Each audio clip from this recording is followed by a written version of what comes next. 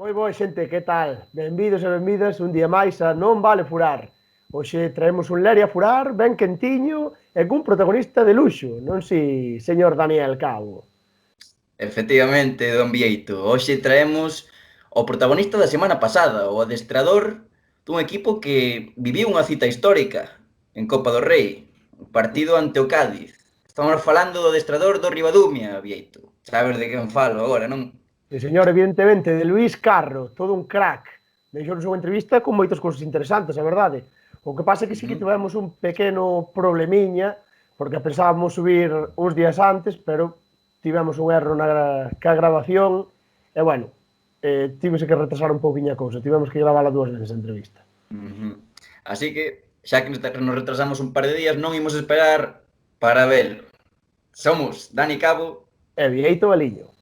e isto é... Non vale furar.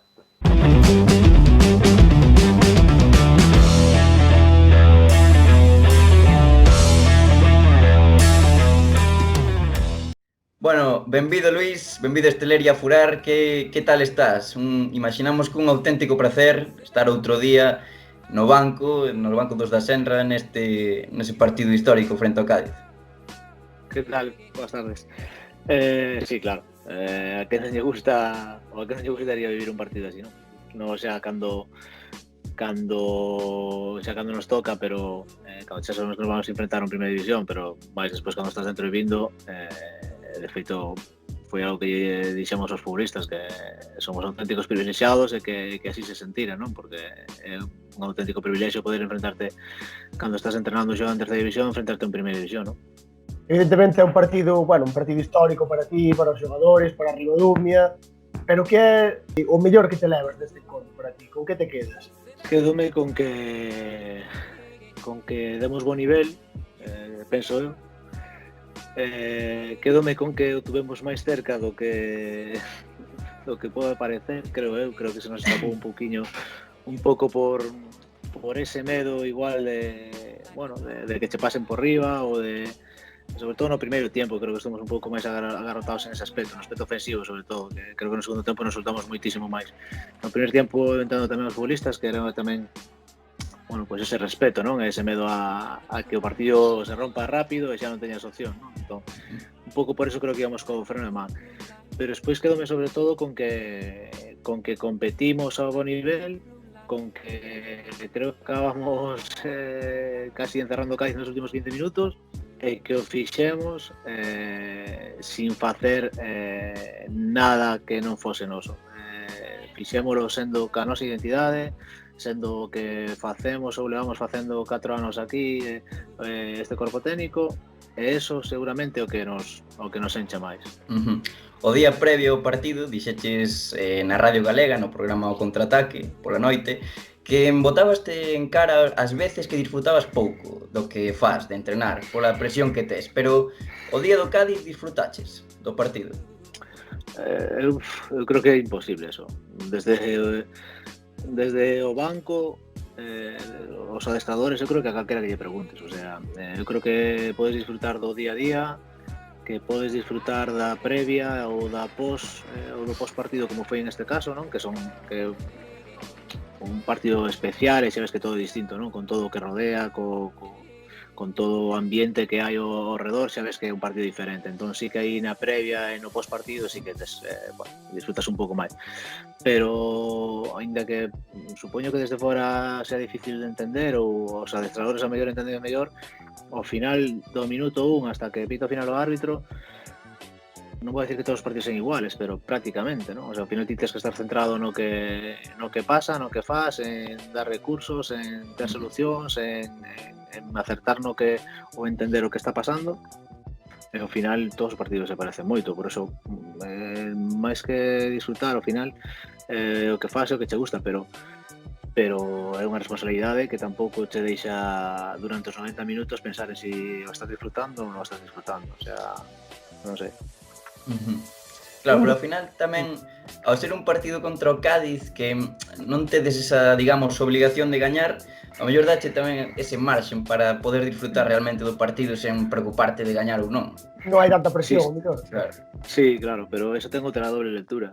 que cando ves que estás competindo o partido contra un Primeira División e que ves que non te están lonxe e que basta descanso un 0 perdendo cun balón parado, pois ao mellor a medida que vas ao partido a presión a tensión é máis. No, é certo que vivín, sí é certo que vivín con un pouco máis de soltura, digamos, ¿no? Sin tanta presión, porque supoño que o futbolista lle pasa igual. Cando ti sabes un partido sabendo que si perdes non pasa nada, que era o caso, que é difícil que se den esos partidos, salvo partidos de pretemporada, é raro que ti te enfrontes ao partido no que digas, va, é igual, si perdo non pasa nada. Para nós era importante o como perder, ¿no? Creo que en eso sí estuvimos ben. Entón, bueno, sí é certo que é un pouco máis de tranquilidade en ese aspecto, ¿no?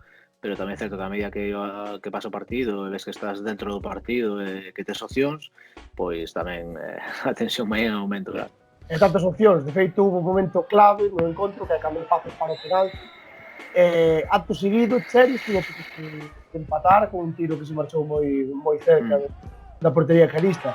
Foi un amago que pouco despois chegou o segundo gol do Cádiz e prácticamente pois acababa co partido. Pero nese momento, xusto, cando Pazos para o penalti, que sentistes? Como viste o banquillo?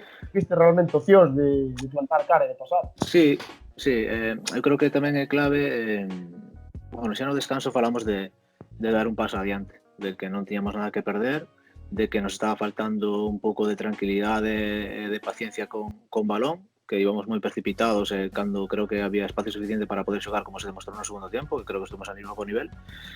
Entón, si falamos deso no descanso. Creo que eso, creo que o penalti nos acabou de enseñarlle as orellas ao lobo, ¿no? Que se suele dicir. Vimos que, bueno, que era o momento de dar un paso adiante, sí ou sí, porque senón íbamos a perder de todas formas, ¿no? Entón, creo que eso nos levou a ser máis atrevidos con balón, a ir un pouco máis para adiante, sabendo que íbamos a correr riesgos, como pasou no segundo gol, que, bueno, fomos fastidiados, ou polo menos fomos fastidiados sobre todo por como encaixamos os goles, porque, bueno, un é un balón parado que creo que podemos defender mellor, e outro é unha mala decisión desde o banquillo, absolutamente asumo toda a responsabilidade porque nos equivocamos no posicionamento, decidimos no primeiro momento ver que posicionarnos alto, que foi o único momento no partido no que fixemos, ver que pasaba, como reaccionaban eles, no mesmo momento quixemos rectificar porque xa nos damos conta de que igual non era boa idea, non nos deu tempo, e aí, bueno, balón largo, non ganamos a segunda opción, favorecen un rebote, e aí meternos o segundo casi se acaba o partido, non? Dou moita rabia, pero sí que creo que aínda así co 2-0 se hubiésemos metido unha das que tuvemos, unha das dúas de Charles, creo que nos habríamos metido no partido. Haber chegado a ese minuto 70-75 cun 0 non sabíamos que íbamos a ter, como de feito se demostrou que tuvemos esas dúas, non? O sea, non sabíamos que algunha opción íbamos a ter. Bueno, mellor non habríamos metido igual e o resultado hubiese sido o mesmo, non? Pero bueno, sí que nos deu un poquinho máis de rabia, como decía ao principio, porque ao acabar, repaso o partido, tes a sensación de que podemos estar todavía máis cerca. Esa sensación que nos quedamos. Despois vemos que o Cádiz sai ao campo con futbolistas do nivel de Cala, de Salvi ou o Choco Lozano. Ao final son futbolistas de primeiro nivel e tampouco os pasan por enriba. Despois vemos actuacións como a de Roberto Pazos, que afirmaría calquera portero de primeira división. Estamos vendo cada vez que hai menos diferencia entre categorías. Eu creo que a diferencia das categorías ao final creo que cada vez máis está no aspecto físico, bueno, no traballo, non? Ao final, cando ti eres profesional desto, o tempo que lle dedicas, sobre todo a preparación física, é moito maior. Eu creo que a diferencia está aí, sobre todo. Evidentemente, a nivel técnico, seguramente tamén cheguen aos mellores, non? Seguramente. Pero eu creo que en segunda B, en terceira división, pois todos conocemos futbolistas que todos decimos este tiña condicións para chegar. Evidentemente, ao final, todos sabemos o que pasa, se non chega é por algo, ou por unha cuestión de entrenamiento visible que suele pasar a veces, ou unha cuestión de sacrificio, unha cuestión de personal simplemente porque non tempo de dedicación, ou incluso por aspecto físico, ¿no? De que esto que falamos, que ao final para xogar en primeira división tens que ser prácticamente un portento físico para dar ese nivel. En canto a si falamos do aspecto técnico, eu creo que non está tan lonxe, sinceramente. Igual, ahora mismo estou comparando Cádiz, non falo de Real Madrid ou Barcelona, estou falando de un equipo de media tabla baixa. Igual, eu creo que hai futbolistas en terceira división que, bueno, que ao mellor si en ese nivel técnico non están moi lonxe. De feito, Álvaro Cervera, o técnico do Cádiz, despois do partido, admiteu que o xogo que estuvera moi igualado, dixo incluso que, bueno, que estaban acostumbrados a xogar contra equipos de nivel do dominio preocupada, pero que normalmente había máis diferencia da que percibeu no partido de Copa outro día, ao final, que vamos, eso, que vos deu bastante xabón. Como se sinte, que sintes que un técnico de primeira división, pois que eso, que alabe tanto o teu traballo? Evidentemente é gratificante, non? A un sempre lle gusta, ademais cando te enfrentas a un equipo de primeira división, con un entrenador de primeira división, diga eso, evidentemente encheche, non? Non nos vamos a engañar. Pero, bueno, tamén me fun con esa sensación, non? Con a sensación de que a diferencia principal era sobre todo física e de ritmo, sobre todo. Despois no resto, eu creo que o Ribadumia non estuvo lexos do que requería o partido, sinceramente. Se o dio o míster do Cádiz, creo que ten un pouco máis de valor que se o diga eu, evidentemente, non? Pero, bueno, sí, é de agradecer sinceramente que a todos nos sinte ben, a mí personalmente, evidentemente, non? Chegaches a falar con Álvaro Cervera? Se pode saber que che dixo? Pouco. Saludámonos antes de empezar, na previa tamén poucas palabras, ao final do partido tamén saludámonos pouco máis. Bueno, non o conozco, pero dou a impresión de que é bastante reservado, a verdad. Ademais estaba enfadado no partido, non? Se veía enfadado de Balaíros. Sí. Durante o partido podo asegurarvos que estuvo bastante enfadado tamén. Bueno, Luis, todos querían aos gordos, ao final todos querían a Atlético de Madrid, Valencia, Sevilla. Ti preferirías terte enfrentado a un destes equipos en lugar do Cádiz? Se me preguntas antes do sorteo, sí. Todos queríamos un equipo, pois eso, un pouco máis grande, un Atlético, un Sevilla, estes equipos que xogan competicións europeas. De todos os que, digamos, saíron no bombo dos de terceira, que ao final eses grandes se quedaron casi todos fora, o Cádiz era un dos que nos agradaba. Sinceramente, non sei como sería, ao mellor tócanos un dos outros equipos e veñen con máis futbolistas do filial e ao mellor temos algo máis de opcións. Non o sei, pero sí que, bueno, en ese aspecto eu decía os futbolistas, creo que non tuvemos moita suerte nese aspecto porque creo que nos tocou un dos equipos máis competitivos da primeira división. O sea, un equipo que está acostumbrado a correr para ganar, un equipo que está acostumbrado a traballar moitísimo para ganar. Entón, sabíamos que en ese aspecto non íbamos a ter ventaxa. O sea, que non íbamos a vir aquí en plan, bueno, vamos a sacar o trámite, en plan relaxación, que podría pasar con outro equipo de primeira e con algún fútbol que se trae 4 ou 5 futbolistas de filial, non? Non era o caso. Creo que así se demostrou, non? Que les tomaron o partido moi en serio, moi en serio. Non hai máis que ver 11 que sacaron e os cambios que fan, que creo que os cambios ademais lle deron un plus, evidentemente, porque son titulares de primeira división, pero bueno, sinceramente non cambiaría, o sea, é o que vivimos, é o que nos tocou, e a verdade estou bastante contento.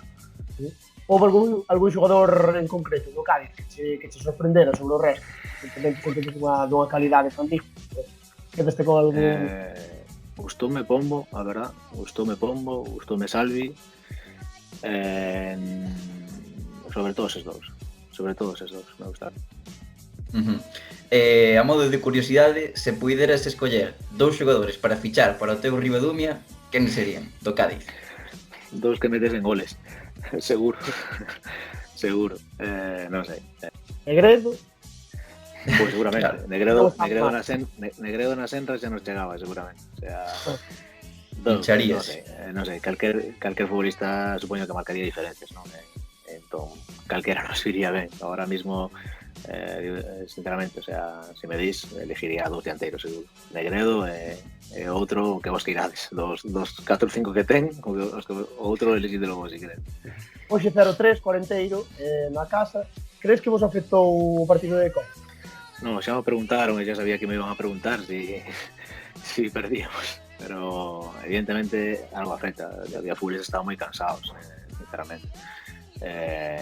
Repetimos, creo que 7 ou 8 futbolistas que iniciaron outro día co Cádiz. Xa non é eso, as outras 3 jornadas que vimos antes de enfrentarnos ao Cádiz tamén nunha semana. Entón, bueno, evidente que nos afectou, pero pensábamos que nos iba a afectar no segundo tempo. No segundo tempo rompeuse o partido, entón aí xa creo que pouco valor ten o que podíamos falar de se nos afectou ou non nos afectou. Evidentemente, si ti estás cansado, si as pernas te pesan máis, perdendo 2-0, basta deixar ir un pouco máis inconscientemente. En cambio, si estás dentro do partido, creo que eso se vai a notar menos. De que estés cansado, se vai a notar menos. Entón, creo que a valoración que podíamos facer de eso, si nos afectou ou non nos afectou, creo que xa non podemos facer, porque no momento que se rompe o partido, non, con 2-0, media segunda parte, que era donde se podría, creo, empezar a notar o cansancio, pois xa non se pode valorar, creo eu. Ides quintos agora mesmo na Liga, tan só 3 puntos do Londres, que vai terceiro. Sodes un recén ascendido, pero gustaríanos saber cal é o obxectivo real deste Ribadumia. O obxectivo ten que ser salvarse, non pode ser outro. Creo que sería un éxito como ahora mismo para mí de notable ser capaz de meterte entre os 6 primeiros e non ter que xogalo na segunda fase, que creo que sumes moitos puntos se entras na segunda fase xa vai a ser un pouco, non digo lotería, pero sí que vai a ser un pouco máis difícil. Un pouco máis difícil porque se falamos que de 12 tenían que descender 8, vamos a supoñer que non hai arrastres, solo 8, pero como hai arrastres xa nin che conto. Entón, creo que aí o factor suerte vai ser tamén un pouco máis importante. Entón, creo que sería moi importante ser capaz de meterte nos 6 primeiros, pero insisto, a veces parezco pesado falando de presupuestos, de contexto, de cal é o noso contexto, pero é a realidade. É a realidade que o Ribadumia ten un dos presupuestos máis baixos da terceira división e que ainda así o equipo compite a un nivel increíble, que nos faltan moitas cousas, algunhas faltanos por presupuesto, por calidade, outras faltanos o mellor porque non traballamos o mellor o suficiente ese tipo de cousas, non sei, pero nos faltan cousas. Que con todo eso seamos capaces de acabar esta primeira volta quintos, que me parece de notable. É dicir, os futbolistas, hoxe que se hubiésemos ganado hoxe, casi sería unha primeira volta de notable alto, non pondría sobresaliente polos días que non ganamos, pero de notable alto, solo con ganar hoxe. Entón, bueno, pareceme que de notable que este equipo con todas as dificultades que tuvimos que empezar, co que somos, con mantendo o bloque que traemos de 4 anos, habendo ascendido o ano pasado de preferente, sendo un dos presupuestos máis baixos da terceira división, que con todo eso, este equipo, este quinto, ao final da primeira volta, a mí me parece de notable, sinceramente. Sí, é moi meritorio, sin dúbida. E crees, bueno, imaginamos que estás bastante contento co grupo que levas, evidente polos resultados tamén que estades sacando, pero crees que hai algún xogador no equipo no Ribadumia que teña potencial para poder xogar en categorías máis altas, segunda B, segunda división? É difícil, Eu creo que ese tipo de saltos a veces está na calidade, na condición do futbolista, pero eu tamén creo moito por cousas que xa vin que lego vividas, que tamén está en estar no momento adecuado, no sitio adecuado, en ter algo de fortuna, en que alguén confía en ti. É así. Eu creo que hai futbolistas no Ribadumia, sobre todo xóvenes, xa non falo dos veteranos que xa pasaron 1000 batallas, pero si nos xóvenes que podrían con traballo e con paciencia, estando no lugar adecuado, igual dar un salto máis de calidade. Falamos de segunda B, máis de segunda B xa non me atrevo a decir, porque me parece que a distancia entre terceira e segunda división é abismal, entón non me atrevo a falar, pero un paso máis sí que creo que hai futbolistas que poderían dalo. Por exemplo, o caso de Josiño Filgueira que tuvemos con nós, que Josiño viña de estar tempo parado, non había xogado no Depor, última do juvenil, fichou en Villalonga, xogou media temporada e alternaba titular con suplente. chegou con nós, encaixou ben o que nos facíamos, eso fixo que o seu xogo crecese máis, fixo que el chamase a atención máis. Bueno, e ao final creo que agora estes anos, os últimos anos desde que fichou en Compostela, creo que o traballo de Iago con el lle fixo dar un plus máis, bueno, creo que o fixo crecer, non? Bueno, pues que ese creo que é un bo exemplo de do que podería pasar con algún futbolista que hai en Ribadumia, non? Fai 2 campañas e o equipo descende dende a terceira, e aínda así vimos un feito un tanto insólito nos días que vivimos, que o clube decide renovarte. Ao final, logrades, como dixeches antes, ese ascenso dende preferente, unha clara mostra de que os proxectos necesitan tempo para que funcionen, non, Luís? Sí, no fútbol a veces non hai. Ou non hai ou non queren ter os que toman as decisións por riba túa, non? Eu sempre digo o mismo, nunca me cansarei de repetilo. O sea, eu creo que seguramente as cousas que máis me marcarán como entrenador nunca, ou sempre, quero decir, porque que un equipo descenda, ainda así, a directiva non só confía en ti para renovar, sino que insista moitísimo de que debe ser ti. Bueno, eu creo que é algo que non é habitual, como vos dicides, e que sempre como entrenador estaría agradecido, non? Esta directiva a min dou unha oportunidade de entrenar en terceira división, que xa é moito, xa é moitísimo. Ese ano de descenso decide confiar en min, que me parece un feito, bueno, extraño en esto do fútbol. Solo por eso, bueno, me estaría agradecido sempre. Xa digo, unha das principales causas polas que eu decido renovar este ano é esa, o sea, é a cuarta temporada directiva tamén, este en teoría o seu último, en teoría. E creo que o mínimo era acabar ciclo con eles, ¿no? Tamén sempre digo o mismo, tampouco quero que parece que me regalan nada. O sea, supoño que si sigo aquí despois por cuarta temporada e deciden renovarme cando descenso, cando descendo o equipo, será porque confío no meu traballo, porque algo tamén farei ben, supoño. Claro. E con todo, entón, veste máis anos no Ribadumia, podes chegar a ser o Alex Fergus. Alex Ferguson queda un pouco xa, me parece que o de Alex Ferguson vai a quedar xa para como un hito e que me parece que xa non vai a ser tan habitual como pudese ser antes. Non sei, xa te digo, en teoría é a última temporada directiva, en teoría non sei que vai a pasar, non sei que vai a decir o que é a temporada. En teoría o lógico é que se cerre ciclo tanto para eles como para min, o lógico, pero non sei que vai a pasar. Evidentemente eu sempre digo que xa non só o que dixen antes o agradecimento, non? De que me desen a oportunidade de poder disfrutar e entrar en terceira división a un nivel que, bueno, que dá gusto, sino que sempre digo o mismo, poder traballar en Ribadumia é un auténtico luxo. En canto a instalacións, a traballo, a xente que traballa ao teu redor, todo a man, non sei, moitas facilidades para poder traballar, campo sintético a un lado, natural a outro. En canto a comodidade e traballo de día a día, eu, sinceramente, é un auténtico luxo. Para mí é un privilexio traballar en Ribadumia.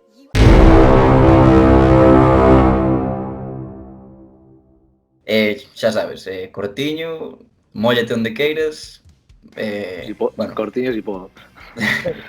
o que ti vexas. Mellor futbolista ao que adestraches? Vou dicir o que falamos antes porque me parece bo exemplo e porque ademais non só adestrei en terceira división, sino que adestrei en infantil no Pontevedra e, bueno, que tamén lle teño un cariño especial, vou dicir Josiño Filgueira. O mellor recordo que tes nun campo de fútbol? Moitísimos, os de futbolista ya casi non me acordo. Bueno, Pero como adestrador vou a decir que seguramente o ascenso co Club Xuventud Cambados a primeira regional por todo o que supuña. Un ascenso da primeira regional tampouco é nada do outro mundo, entendo o que me estedes escoitando, pero hai que poñerse no contexto do que eso supoñía, non? Do que era o Club Xuventud Cambados cando chegamos, cando colleu esa directiva, unha directiva moi xóvenes, de xente que quería moitísimo o club, que puxeron moitísima ilusión, que se fixo un equipo novo, que confiaron en min, e que, bueno, que había que tíamos que ascender si e si ademais. A verdad que é dos mellores recordos que gardo, sinceramente. Un futbolista que che gustaría entrenar de terceira división, desta terceira división. Hai moitos moi bons futbolistas, pero hai un futbolista que me parece polivalente, que sempre me chama moita atención e que me gustaría, que Robert Fernández, Arousa. Se te tens que mollar con dous conxuntos que ascenderán, Vou dicir Arenteiro e Arosa, seguro. O grupo sur, o grupo norte non podo decir, non vou a meter ningún porque podo dicir os do sur, pero Arosa e Arenteiro seguro. Unha posición para o Ribadumia. Entre os 6 primeiros a que queiras, dame igual. Dame igual. Con que me metas nos 6 primeiros, vale. Terceiro. Aí detrás de Arenteiro e Arousa. Bueno, a tanto non sei se nos dará, pero bueno, con quedar sexto, conforme. de que equipo eres? Se eres seguidor de algún, claro. Xa non vexo colores, foi tempo que non vexo colores, a verdad.